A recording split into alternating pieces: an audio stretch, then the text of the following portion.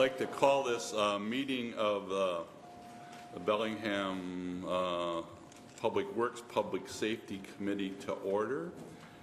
We have 4 items before us today. The first item is looks like the summaries of the fire department's division services. Bill, taking this one. Okay, good morning, Bill Newbold, Fire Chief. And this morning what we want to do is to give the committee and council a kind of a high-level flyover of several of the activities that we have going on in the fire department this year, some of which were listed in the 2015 work plan, which you saw in the budget. And kind of twofold. One is to give the overview of a couple key projects, and secondly is the opportunity to get some of the folks that really do a lot of the work in the department an opportunity to be up here and introduce themselves and to interact with some of the council members. And what you're looking at on the overhead, this particular org chart at this level is shown in the budget document. And what we're going to do today is the 3 folks that we have here, Christy Cliff, Rob Kinsel, and Bill Hewitt, are going to kind of give an overview of several projects in their area of responsibility and what they're working on, and feel free to ask any questions. Again, it's just a high-level overview, nothing in detail, but just to give an update to council on some of the projects we're working on. So with that, I'd like to introduce Christy Cliff, our administrative manager, and some of the projects that she's working on really through the administration, which is the backbone of what we do best. Christy. Hi. So I have oversight over the city and the Whatcom County Fire District administrative functions. Some of those things include the ambulance billing services, which we're getting ready to take on. Well, we're doing most of the district ambulance billing, but we're going to finish that too. I've got financial and budgeting, payroll, contracts, grants, and executive management level. Some of our current projects, we're also evaluating efficiencies in our billing services division, working on the strategic planning process, and administering the District 8 administrative contract, which we have in place, and contributing to the ongoing contract for services that we're developing with the district.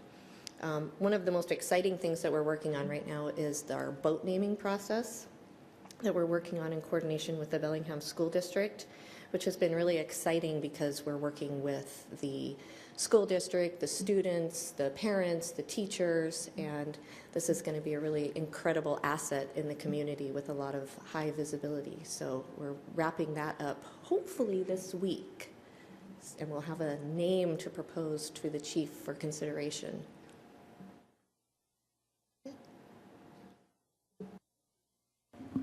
Thanks, Christy. And introduce Rob Kinsel. He's our Assistant Chief of Operations, and the area that Rob's responsible for, really anything that happens day to day during the 24 hours, 7 days a week, 365 days a year, anything with regard to the apparatus rolling out of the door, the personnel on that apparatus, all of that falls within Assistant Chief Rob Kinsel's purview. Rob? Good morning. As Bill said, I'm Rob Kinsel, and I get to wear 2 hats today. I'm going to speak first on behalf of Chief Ryan Provinger, our Training Division Chief, and he is out doing wonderful and incredible things this morning and can't make it. So I'm going to represent him and speak briefly about how 2014 was really a large year of change for us, where we experienced great turnover. We had 2 executive chiefs change. We had 1 of our 3 division chiefs change and 2 of our 4 battalion chiefs change. And so right now in the training division, to try and fill these holes and create some succession planning, we have 3 different pieces that are going on pretty large within the training division.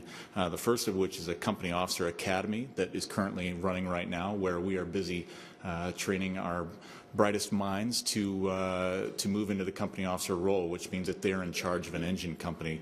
And in doing so, it then provides them an opportunity to move forward in their career beyond as a chief or an executive chief somehow.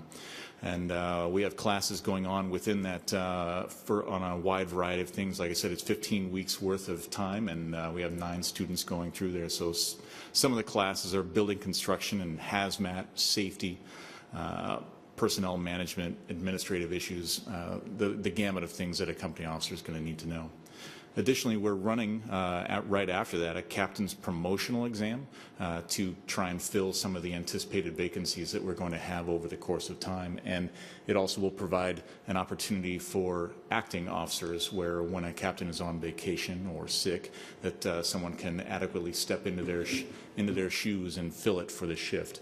And we currently have I think the application's just closed, and we have 17 candidates from within Bellingham Fire who have applied for this captain's promotional that will be going on in May and June. The third thing that we have going on is a recruit academy. It's not started yet. We'll be starting in September sometime. We're expecting to hire between 8 and 12 people. Currently, we are down a few folks, and we're anticipating more, losses over the course of the summertime. And we're looking to get a brand new bunch of people in here to help us run and make us better, and that's going to start September. Also, in the training division, we're training to new hazards. There's been the National Institute of Science and Technology, easier for me to say, has come up with some new studies and found that the fires that we are fighting today are not the same fires that we have fought in the past. So we are working hard to change our methods and ideas on how we fight fire, and that is really a concentration for us this year in the training division. And now on to my real hat. So in the operations division, this year, because of this NIST study that has been completed, we really have a need to do rapid intervention in fires that we respond to. So again, we have that focus on training this year. And then we're also looking at different things on how we respond. We're trying to create some studies within our own department on response models, employing some different strategies to try and maximize our output and get us there quicker. And then outside our department, we're also working on ways to improve this and get us to a fire or an emergency call faster. We're investigating automatic aid, which is where we sign agreements with neighboring jurisdictions to try and reach some of our outlying areas where if we can't get there first, maybe they can. And it's a reciprocal agreement where we then provide them the same service. The idea is a cost-neutral process where in the greater interest of serving all, we work together. And then, of course, to operate better, this day and age, you have to have good data. And so we're working on data collection, taking a look at some new report writing programs to help us, collect our information to make better choices with, so that we can then run different response models, and I'm not saying we're headed here, but take a look at, if we need to move fire stations or, add new companies and those kinds of things. But that is certainly way off in the distance. Right now, we're just taking a look at seeing how we can run them more efficiently with what we have. And in the name of time and brevity, I think that's it. Thank you. Okay, thank you. Thanks, Rob. And responsible for planning and community preparedness is Assistant Chief Bill Hewitt. And he does have some operations that are the day-to-day, primarily the communications. And of course, with Division Chief Fire Marshal Jason Napier and what he does day in and day out, Bill oversees that division as well. And then kind of very forward-looking as far as with community preparedness and interacting with MNAC and really making some strong efforts at our public education and public information. And so with that, Assistant Chief Bill Hewitt. Good morning. Just to highlight a few of the projects in the different divisions, our communications division, which is does all the answering for fire and medical related emergency calls, and then dispatches out for all of our fire departments in Whatcom County. Some of the highlights and what's going on in the communications division this year, we're working in cooperation with Whatcom to create a new request for proposals for a new CAD system. Our current CAD system is 24 years old, and the CAD is the computer-aided dispatch system that that gives our dispatchers the recommendations for which units are closest to an incident and helps us track those units. And as you can imagine, a 24-year-old computer system is fairly old technology. So we've been working very hard, like I said, in cooperation with the police department to try and come up with a new standard for a new CAD system so we can move forward with the purchase on that. One of the other major items is for both communications and emergency management is we're working on a study right now involving Watcom Prospect, which is our fire communications center, the City Office of Emergency Management, and the county's Division of Emergency Management to review the Whatcom Unified Emergency Coordination Center, or what we've all known as the old Olympic Center out at the airport.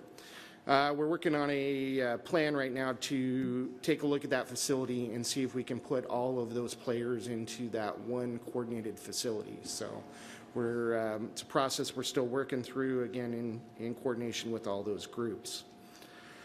On the emergency management side of things, we are still working to try and find a permanent replacement there for our emergency manager. Roger Christensen, of course, is our former fire chief, has stepped in on an interim basis, and we're very lucky to have Roger and the flexibility that he's provided us to find the perfect candidate fit for our Bellingham community. Let's see, we've also, in emergency management, we've also spent the last year working with Whatcom County to try and finalize all the working agreements on how we operate the emergency center on a daily basis. So we're continuing to work with that in coordination with the city attorney's office and the county. On life safety, we are continuing our phased implementation of the marina upgrades. They're working right now to finish putting in the new standpipe systems down there that gets us a higher fire flow in the marina for when we have large incidents down there. One of the other things that's going to be coming up this year in the phase of the project, they'll start looking at the condominium boathouses and start the sprinklering of those boathouses. So that's part of the 2015 work plan there. Our folks in life safety have also been very busy with the planning department, of course, is implementing a new permitting software system, and because that's a majority of what our life safety division does is permit related. They've been involved, our fire marshal's been involved in the permit center management team in that process, and we actually have a few of our folks that are working hard along with that on the rental registration program, preparing some of the addressing requirements that need to get into the computer systems here to help support that, the rental registration process. On the planning side of things, one of the big accomplishments we finished up here early in this year was a new rating by the Washington Survey and Rating Bureau. Washington Survey and Rating Bureau is a nonprofit company that is funded by insurance companies that rates all of the fire protection agencies in Washington state. The purpose of their rating is to basically provide insurance companies with an idea of how your fire department's doing so they can determine where they want to set their fire insurance rates. Bellingham was last rated in 1994. Was the last time they had looked at our department. And the rating scale goes from a 1 to 10, with 10 being you have no fire protection and 1 being the ultimate in fire protection. The city in 1994, during that re-rate, we were a 3, and after our current rating, we remained a 3. And 3 is very respectable rating for our organization. They did point out some opportunities for improvement for our department. In particular, training was one of the items that they identified because we do not have currently, we do not have our own training facility. We have a very small tower behind the Watcom building over there on Alabama Street, but we really don't have any tools to be able to do our own live fire training or an area large enough to do multi-company type training. So that was one area that they indicated. Communications, we actually, on that 1 to 9 scale, our communication center actually rates at a 7, which is a lot higher than we would like to be. But three of the items that were noted that kind of pushed us in that direction, 2 of them we're working on. One of them is they'd like us to have a modern CAD that actually has the ability to track the location of our units. One of them is the facility.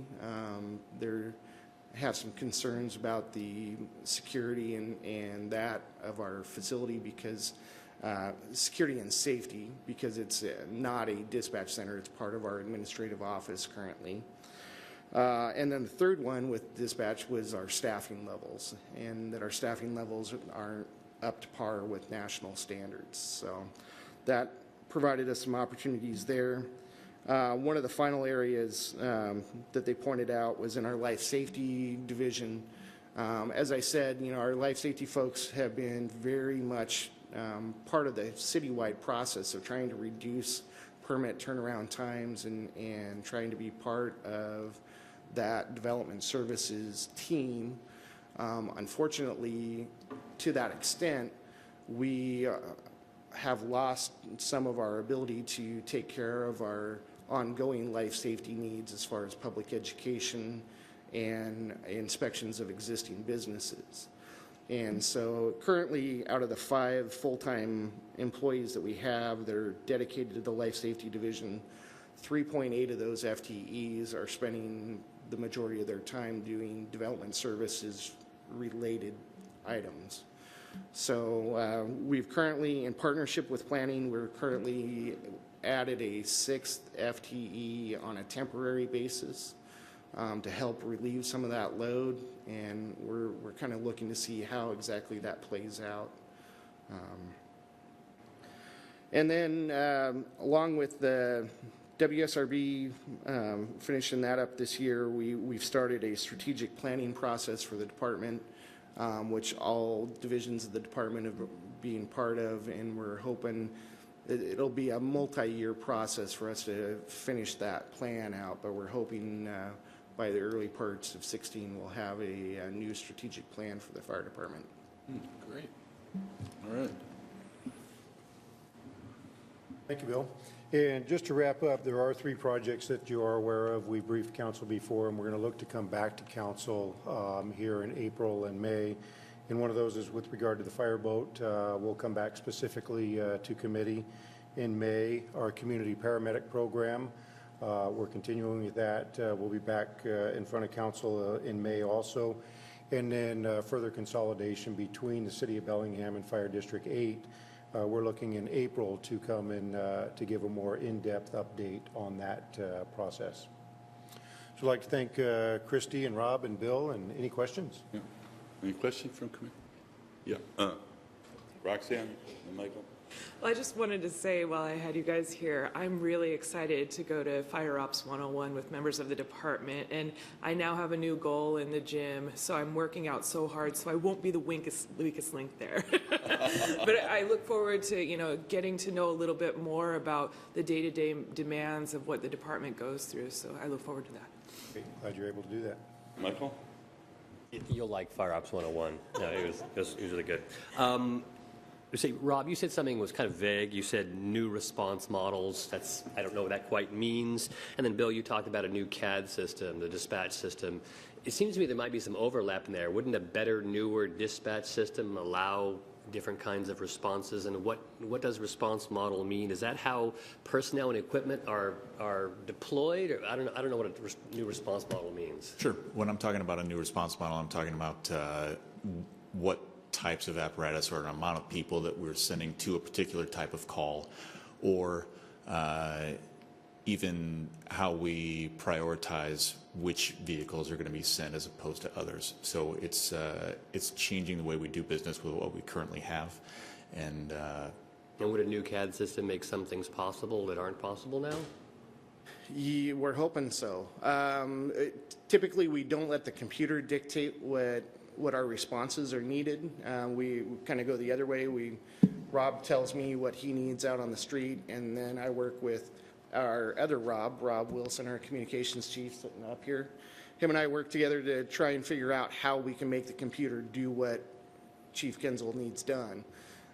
We have been somewhat hampered in the past by the limitations of our 24-year-old CAD system, so we're hopefully that will help some of the issues that we've got. Okay. Any other questions? Okay, well, I want to thank you for the information, and I look forward to you coming back with those the other issues. Thank you. Okay. Next up is the bid award for the Chestnut Bay at Railroad Bridge rehabilitation.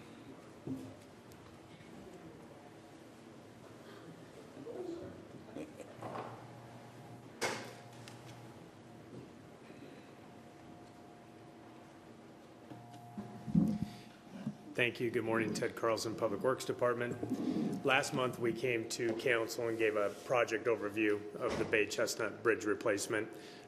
Let you know that the bid would be forthcoming. We're here today to recommend awarding the bid. Steve's going to pull up the detour map one more time because, as you recall, this bridge rehabilitation project will require closure of the Bay Chestnut Bridge. And we wanted to take this opportunity to highlight what the detour for that closure would be one more time. All of this information obviously is available on the website. But with that, I'll turn it over to Steve, and he can go through what we received in the way of bids and what our recommendation is. Actually, I got it right here. You can come down and sit down here. So we put it out on the streets. We did receive 3 bids. We were very happy with the bids. The lowest responsive and responsible bid was submitted by Strider Construction. It was significantly below our engineer's estimate. The bid came in at just over $1.5 million, and our engineer estimate was actually $2.4 million. So we're very happy with the bid. Steve did look at the bid very closely, worked with WashDOT to make sure that it was responsive, and we feel very good about it. So with that, our recommendation is to have council award bid to Strider Construction Company. And with that, Steve can answer any questions about the bid, or we can answer any questions that council may have. Okay. Yes, Roxanne. So I had a couple of community members talk to me with concerns about the project. The first question that they had was kind of funny. It's nothing we can do anything about, but they wanted to know, why did we originally construct any kind of infrastructure that would not handle the weight of the trucks? And I was wondering if this is something that just happened over time. Could you respond to that? Yeah, I'd be happy to. The Chestnut Bay Bridge was originally constructed per the required codes at the time in 1928. Obviously, codes and loads change, as well as structures deteriorate over time due to weather and other effects. The bridge was rated as part of our inspection program in 2006, I believe, and at that time, the level of deterioration and some of the original design details were re-reviewed. At that time, the load was posted. So this project reestablishes essentially the traffic to be allowed on the bridge, as opposed to changing. We're not improving the bridge beyond what it was originally designed for. We're pulling the restrictions that were imposed 10 years ago off of the bridge as part of this project. Okay. Any other questions? Yes. Okay. Another thing that they asked was they felt like this improvement was just going to happen because of the waterfront redevelopment project. And if that's the case, they felt it was a really bad connection down to the waterfront. I said that this project was just primarily about improving the infrastructure. I hadn't received any information about it being a conduit down to the eventual waterfront. Yeah, no, that's accurate. It really is a rehabilitation of obviously existing transportation system. So it's not connected to the waterfront. other than the fact that it is the primary truck route from the existing waterfront development. So it always served as part of the truck route, which goes down to Squalcom Parkway and is a good access for industrial use at the waterfront. But it's not a connection to the waterfront, other than it does help provide a separated grade to the waterfront because the tracks go underneath it. But the first connection to the waterfront to actually serve the new waterfront redevelopment will be down by the granary building. That will be the granary Blodell construction. We're actually under design there. And the future separated grade connections to the waterfront will either be at commercial or potentially at Bay Street in the form of a garage. So this really is a standalone project and rehabilitation of an existing asset. Thank you. Any other questions? Michael? Just a teeny question. One of the concerns here, of course, is getting the work done on time. I'm wondering where staging will be. Will most of their staging be on that closed portion of Chestnut, or? That is our current expectation in Okay. terms of where that'll be, that is the rotor route. And how long again do you feel the bridge will be closed? What's the estimate? The construction schedule is 120 working days for full construction of the project. So we'll have traffic disruption and closures in that time frame. So 6 months is essentially the time frame for that closure. Okay. So do I hear a motion? Michael? I would move that we recommend awarding the bid. Okay. All those in favor of the motion, answer aye. Aye. Aye. We'll recommend approval tonight. Thank you.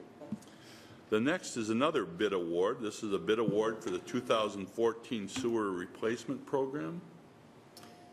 Thank you. Yes, our annual sewer replacement program. This is actually a 2014 project that we did not get out until now. So it's 2014 budget that will be reappropriated for work in 2015. Again, we put this project out. We were happy with the bids. We did receive 2 bids on this project. The engineering estimate was just over $1.2 million, and the low bid from Faber Construction Corporation was slightly more at $1,291,918. So with that, we've worked with Faber many times. We recommend awarding bid to Faber Construction. Michael? I'm going to go ahead and move that we recommend approval of this bid as well. Okay. Any comments? I All do those in have a favor? question, Yeah, actually. okay. I noticed that one of the areas is, Area 6 is right down Holly Street. Is this going to be one of those trenchless kind of deals, or is there going to be disruption on Holly Street for this work? There will be disruption on Holly Street. However, in terms of overall, the limits shown in the packet vicinity maps, we aren't trenching the entire way. There will be approximately 50 or so feet of spot repairs, we call them, which is essentially we've identified a location that needs repair from the surface, as well as each of the manholes. The trenchless work can't occur without some traffic blockage at the manhole locations in order to provide access to the equipment. So we expect for Holly Street that this will be a lane closure type of situation, intermittent in terms of that, but certainly not full blockage, and flagging and other traffic control devices will be provided by the contractor. Okay, I do remember there was a water main break there by the Parkade like a couple months ago, and you guys fixed that. I don't know, it was like 2 hours later it was fixed. I mean, if you're just going down and having to seal a particular or replace a particular joint, it seems like you guys can go in pretty quick sometimes. Those are water mains, not sewer mains. But is that the sort of work we're talking about, where you're going to go down, you're going to place a small section and then cover it back up again quickly? Yeah, certainly in terms of duration might not be exactly that quick. When water service is on the line, it's a bit more of an emergency. But yeah, we're probably looking at closures during the day for a few hours to a full day, and then steel plates to cover that back up and reestablish traffic flow, as well as that kind of approach. Any other questions, comments? Okay, all those in favor of the motion, answer aye. Aye. Aye. Okay, we'll recommend approval tonight. That brings us to our last item, and that's a letter to the Department of Ecology regarding water quality standards.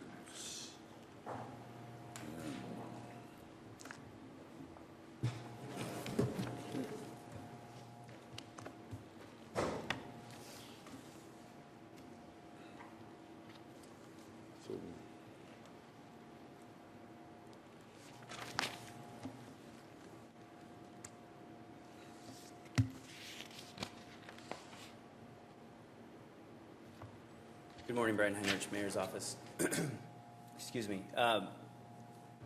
The packet has a letter that was drafted largely by Michael. I know we reviewed it on our side, and I had some suggestions for the 5th paragraph, so the last paragraph at the bottom of the page. I think the discussion really is for you to consider if you want. I know Michael had weighed in earlier on the draft as it was presented. This part of the rulemaking, this part of the changes proposed by the governors, as you know, has generated a lot of discussion. I think a lot of concern that the standard was actually being lowered. And I did want to try and clarify that what it does by expanding the number of regulated toxics, we don't backslide, right, with this standard. It either is more protective or as protective previously. So that's really sort of the core of the debate, core of the discussion. And so these are two alternatives. The second one that starts, we also note, I worked with Carl Schroeder at AWC, Association of Washington Cities, on some language. He had some suggestions. And so it's really, I think, a discussion more for council. This is the letter that you asked for, that's in your packet anyway, from 2 weeks ago. And I'd be happy to try and answer any questions you might have or go from there.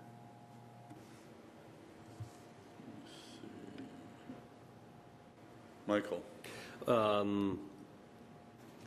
Well, at some point I'm going to, or at Roxanne, I think, move to approve, or recommend approving this letter tonight. I like a lot of how your suggested paragraph reads. It's a little better than what I wrote. But the last sentence says we would support efforts to revisit this standard as technology improves, sort of concedes everything with that one statement. It sort of says you're relaxing the cancer standards, but that's okay, we'll come back to it and hopefully we can tighten them in the future. It seems to give away too much, and I appreciate adding in the fact, which wasn't in the draft, that water quality standard will improve for many toxins, but that the way that's written at the end takes away too much from the point that the cancer risk rate is where we want to focus on. So I thought maybe I would be able to support your 5th paragraph. Now I'm thinking not. I would want to keep 3/4 of that new paragraph in place of mine, but not all of it. So I'm kind of thinking out loud at this point. I don't know, Roxanne, if you have an opinion. Yeah, I support everything that you just said. I would like a section of it, if we go with that, or just keep it as what you originally wrote. Terry? Yes. So, and obviously this is the council's letter, and I appreciate the fact that you're sending something in support of this much better standard that the governor is proposing, because we've upped the consumption rate, which was one of the main things. I am not a Native American, or I'm not Asian, but I eat fish at least 3 or 4 times a week, so I was thinking this was a good thing to do too. Let me explain, from sitting on the governor's task force, what the concern was, and maybe there's a better way to say it.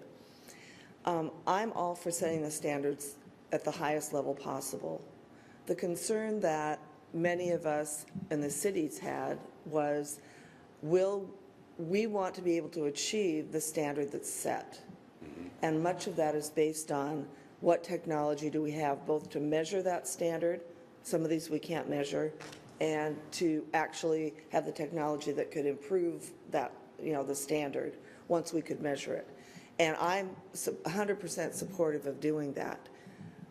We also want to make sure that if there is something we can't measure and we can't clean up, that we don't spend a lot of our dollars we'd like to use in cleanup in court being sued for something we can't do. So that was the the most difficult thing to talk about is how do we keep the standards as high as we want them? And how are we realistic in what we can achieve and make sure that our dollars and our investments are going into cleanup and not court, if we can't do it. Now, if we can do it and we're not doing it, we deserve to be in court. But, so is there some other language we could put in there that just doesn't draw the line that ensures that,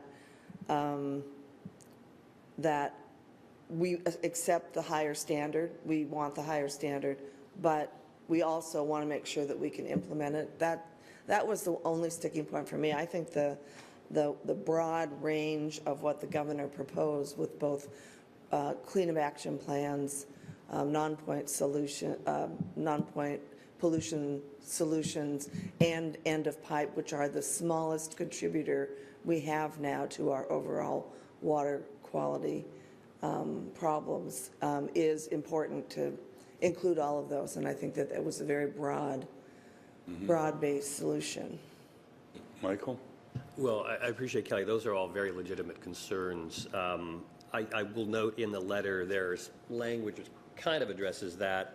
It talks about realistic interim compliance goals and time frames. That, you know, if these standards were imposed tomorrow, no one could meet them. So, and then we would all be out of compliance. So that it's addressed slightly, and it also mentions that there will be enormous challenges both in terms of costs for compliance and the limits of technology to achieve those desired goals. So it doesn't express it as thoroughly as you express it, but I do think it's in there enough, hopefully. I would actually offer to you, Roxanne, to accept all of proposed alternative paragraph 5, but that last little phrase, and would support efforts too. It just ends with saying we are concerned about carcinogen exposure. And it doesn't go much further, because that's true, we are concerned. Would that be okay with you? Yeah. Would it work with the existing last sentence? Wish I had a paper copy in front of me, but it would be easier. Where you got that we remain concerned about carcinogen exposure from contaminated water, but we understand that the technology to meet this standard isn't here yet. We don't currently have the technology to meet this the standards, but as that improves, we want to move towards that higher standard, something like that. Would that? Because I think that's what the governor is saying, or what you're saying. The technology that exists right now won't get us there without being incredibly expensive and for very little amounts. Is that correct? Yes, that's correct. And now you know why it took about 2 or 3 extra meetings, because there wasn't an easy way to say this. Yeah. Because we want to make sure that we want to be protective, but we don't want to end up in court unnecessarily. Yeah. Would that say where you're at, Roxanne? Well, it's not. Well, you've got concerns, Michael, so I'm just trying to throw out a not just compromise there if there's something that works. Yeah, I feel like we're getting to the point of beating a dead horse. Let's just go with that amendment and get on with this. Michael? Well, we substitute alternative paragraph 2, except for the last part of the last sentence, for paragraph 5 in the draft letter. I'll go with that. So repeat that again. I've lost you there. It's the second paragraph up there, but it just removes that one thing about revisiting it as technology improves. It just ends with a simple statement that we're concerned about carcinogen exposure from contaminated water. Okay. And doesn't go any further. Yeah, okay. Okay, anything else on that? All those in favor of that substitute? Aye. Aye. Okay, and then all those in favor of recommending the letter with that substitute language? Who moved that? Oh, Well, how about you move that? okay, what? You want to move that? Sure. I move that we approve this letter as revised and providing input to the Department of Ecology. Okay, got a motion. All those in favor, answer aye. Aye. Okay, we will recommend approval of the letter with the changes, and if someone could get me a copy of that for tonight, that would be appreciated. Thank you. I think that's the end of committee. All right. We try to be.